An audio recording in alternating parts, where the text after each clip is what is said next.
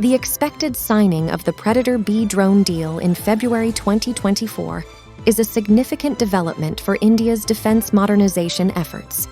The drones will provide India with a much-needed boost in its capabilities in terms of intelligence gathering, surveillance, and precision strike capabilities. The deal is also a sign of the growing strategic partnership between India and the United States.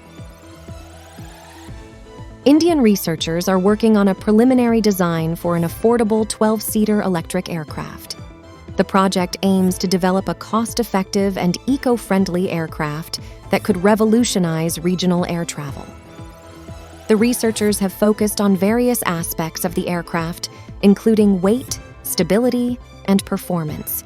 They estimate that the aircraft could be constructed for an estimated cost of 50 lakhs. This development could significantly impact the future of electric aviation, offering a promising and sustainable alternative to traditional aircraft.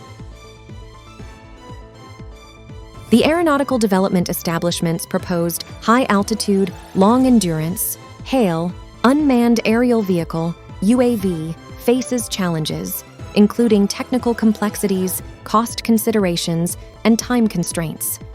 The ADE is addressing these challenges and continuing to work on the project. The MQ-9B SkyGuardian drone bases in Uttar Pradesh and Haryana will play a vital role in India's defense strategy, providing the country with a powerful tool for surveillance, reconnaissance, and precision strikes. The establishment of these bases is a testament to India's commitment to modernizing its defense infrastructure and enhancing its capabilities to safeguard its national security. India's expected acquisition of Rafale marine fighter jets is a significant development that will have a positive impact on the country's defense capabilities and its strategic partnerships.